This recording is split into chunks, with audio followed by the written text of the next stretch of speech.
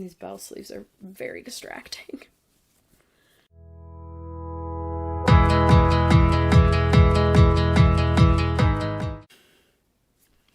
Hello everyone, and welcome back to A Little Catholic Boost, a daily reflection on the readings. Thank you so much for being here and for praying with me. I am so blessed to have you. Today we will be meditating on the first reading of the Mass, which is from the Acts of the Apostles. So a few days ago we meditated on the reading where Paul and Barnabas went to Antioch and they were asked to preach in the temple.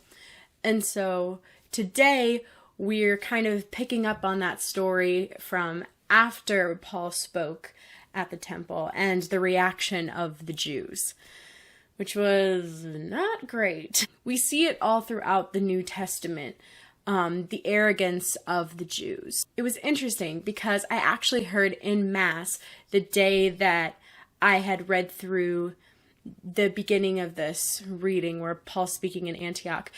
And the priest talked about how, Paul's first instinct was to go to the Jews to preach the good news because they had all of the evidence. They were read and well versed in scripture. They were the ones who ought to know who the Messiah is when he showed up.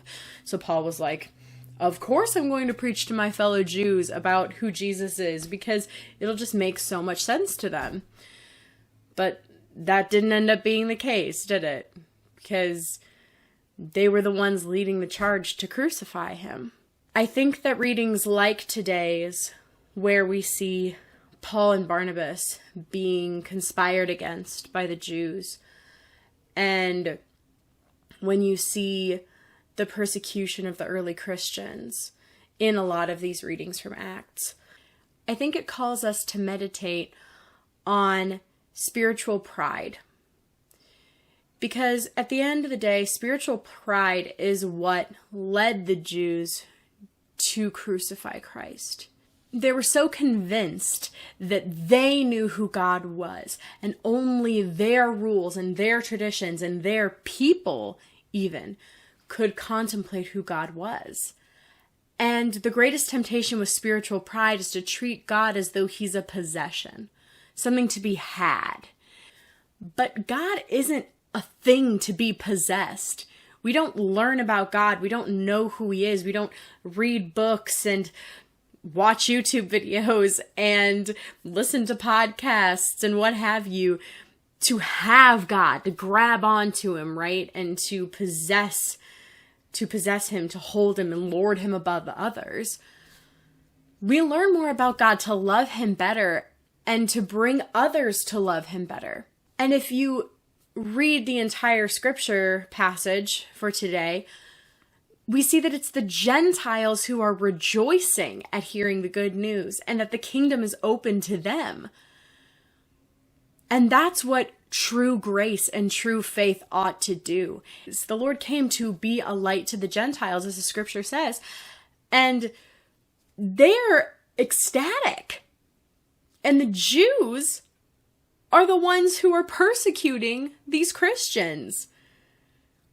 Again, it's this possessiveness of God. Spiritual pride is a feeling that you can possess God and have some sort of secret knowledge of who he is, like something out of Doctor Strange or whatever, and learning the deep magic and all this stuff. But that's really not the case. God isn't something for you or me or anyone else to have exclusive knowledge of. Jesus is a person who came to love you. God is here to love you and wants you to know him intimately, no matter who you are. And with that love, we need to help others to know him intimately too. Not hoard it for ourselves.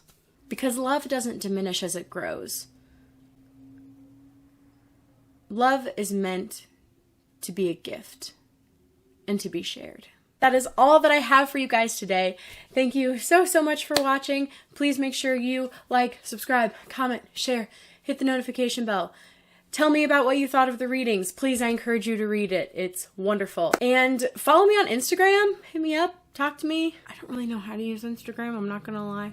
It kind of freaks me out. So if you have tips about Instagram, I will take them. Thank you guys so much for watching. God bless, and may we all ever grow in love of the Lord. Bye.